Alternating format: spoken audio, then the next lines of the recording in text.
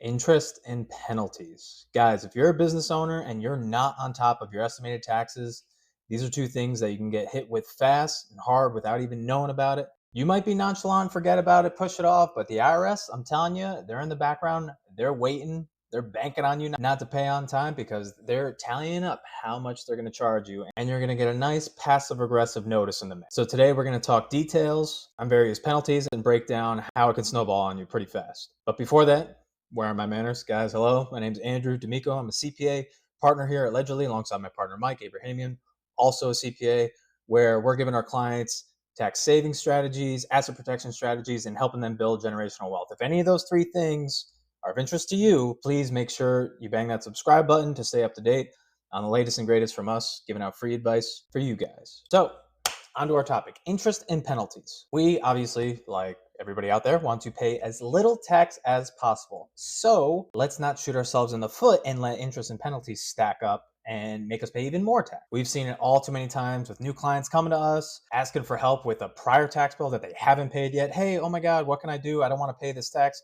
Guys, once the tax year is done, the strategy, the toolbox, it goes out the window. Tax strategy is meant to be proactive, not reactive.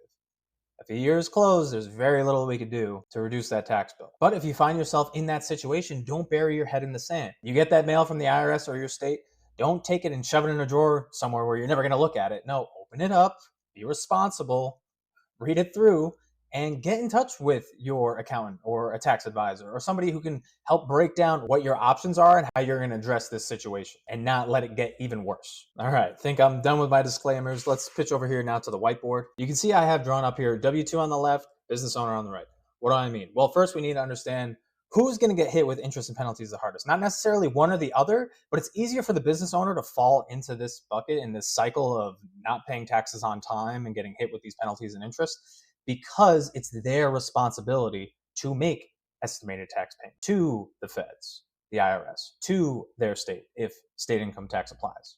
Because the W-2 person on the left, how are they paying taxes? If you've ever held a job before, you know on every single paycheck, you're getting withheld FICA, right? Your Medicare, your Social Security taxes, that comes out of every single paycheck. What else comes out? Federal income taxes, state income taxes, right? So, and this is all happening on a paycheck. Your employer is doing this for you. On the business owner side, you are charged what's called self-employment tax, both sides of the FICA. And a lot of times, if you don't have payroll in the mix, you don't know about this tax until you file your tax return. You might be like, oh my God, I didn't make that much. How could I be getting charged this much in taxes? Well, because you probably don't have a tax advisor. You probably didn't talk to an accountant throughout the year and understand what the self-employment tax was going to look like. Now, there are strategies to minimize that. The point being, if you're running an operation, whether it's a side hustle or you have your own small business, you are going to get hit with this tax and you need to address it. But again, it's on you to pay it. Now, when it comes to federal and state income taxes, you have to make what's called quarterly deposits or quarterly estimated income tax payments.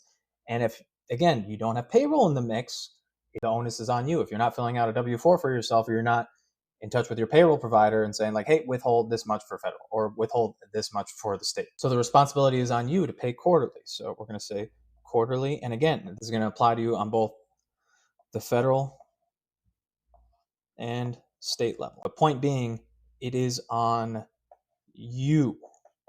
All of this is on you. Whereas on the other side, let's get some more space on this screen, right? Your employer is going to be helping you with these, right? When you first get a job, you have to fill out a W-4 form that's going to designate how much income tax is withheld. So again, that's the difference. And that's why our business owners are going to be more likely to fall in this vicious cycle of underpaying and getting hit with interest and penalties. But just wanted you to understand that first. Now let's move down to various penalties and what those amounts might look like. So here I jotted down some of the most common ones that you might fall into. You have the failure to file, which is, everyone knows their individual income tax return is due on April 15th. Failure to file, meaning you did not file your tax return by the 15th and or you didn't file an extension by the 15th. Now, if you file an extension, you won't get hit with failure to file, because you told the IRS like, hey, I'm gonna report and file my taxes, by October 15th, right? You get that 6-month extension.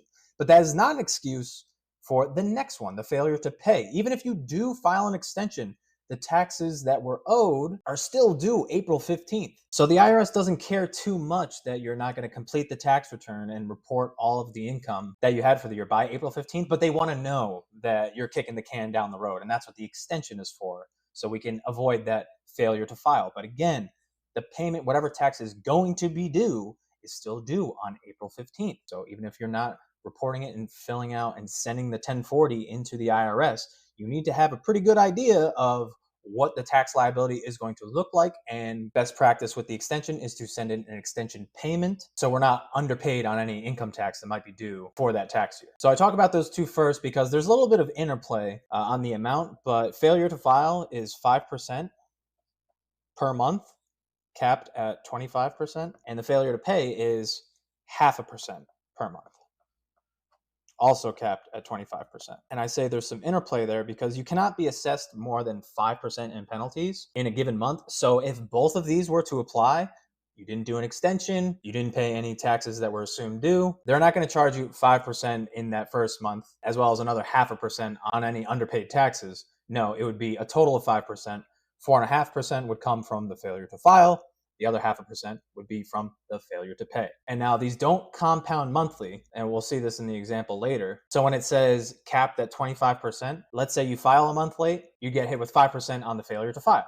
If you filed 2 months late, then it would be 10%, and then so on and so forth. And these penalties are applied on the tax that would be due. So high level example to make the numbers easy, let's say you owed $100,000 in taxes. It wouldn't be $5,000 for the failure to file in the first month, and then another 10,000 the next month because you're up to 10%, and then 15 and so on up to 25,000, and you get hit with those each and every month. No, it's at the time when you do finally file. Let's say it's in 5 months, you're at that max 25%. It would be a total of $25,000 in penalty just related to the failure to file. But again, the calculations get pretty detailed. If you were given a notice, they'll break it out and say, oh, this was your failure to file. Oh, this was your failure to pay. And then same thing with that 0.5%. It's not like you get hit with 0.5% the first month, 1% the next, 1.5 the next. Nope, it's just 0.5% on the amount owed each and every month. And then after 50 months, right, because 2 months will get you 1 full percent. So after 50 months, they kind of give up on you and stop charging that failure to pay penalty on you. But 50 months, 4 years of penalties racking up, I don't want to be in that boat. So little interplay there, but those are the amounts. Another common one is the underpayment penalty, and that's just going to be interest at whatever interest rate the IRS is showing. You check the site now. I'm recording this in the summer of 2025. Their interest has been about 7%. So that would be on the shortfall of any underpayments. Accuracy related penalties regarding unreporting of income could be up to a 20% penalty of the understatement that you reported. And how would they even know that? Well, if you get anything issued in your social security number, like a 1099, and you didn't pick it up, that's how they would know. And the interest, I noted previously, it's about 7% right now. And that would be applied on not just the tax due, but also any penalties that you've been accruing.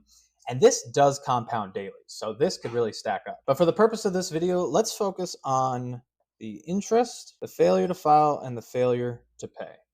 And I'm going to draw up a little example for you guys here. So let's go over some facts, and I even put together a little chart. But let's say a taxpayer didn't file their tax return, didn't pay any tax that was due by April 15th, and they took 6 months to do both, to finally file. Let's say they didn't do an extension, but they finally do file by October 15th, and they pay the amount all up there. I brought in a chart because when I was doing the writing, it was getting pretty messy.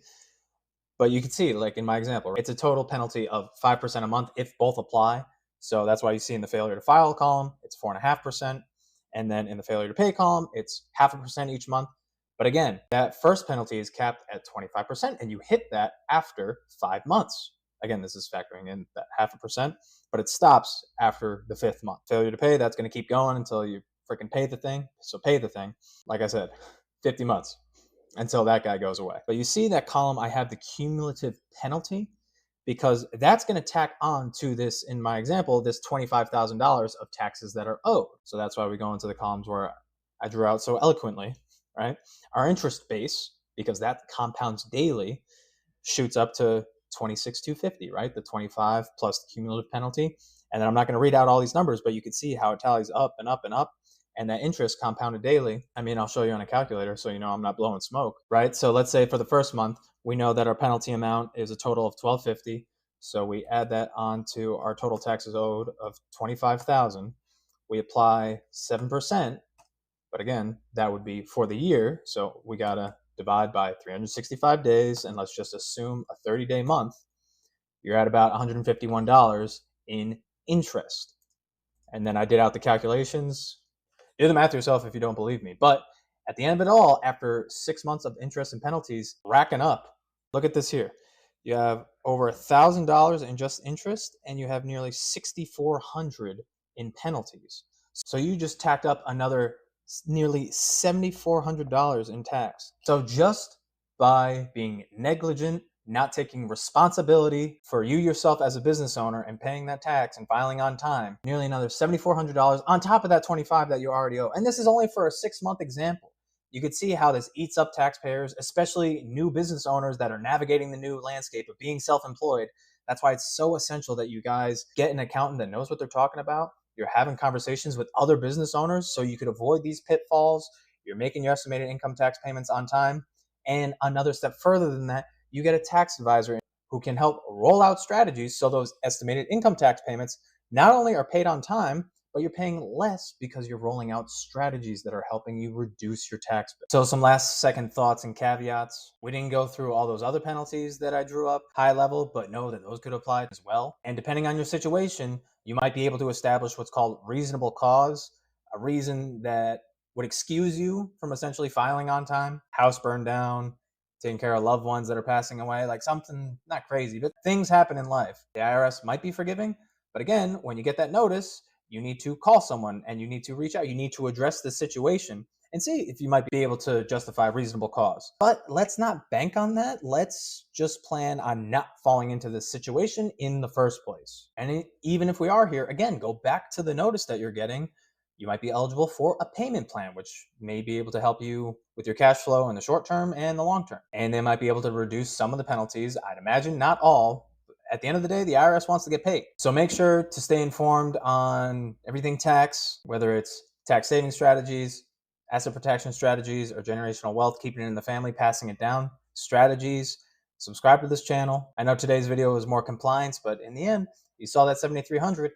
Why don't we hold on to that and then we can reinvest those monies into our business or in another venture or whatever it is. More money in our pocket, the better. So please like this video, comment your questions, and reach out to us if you're starving for tax advice.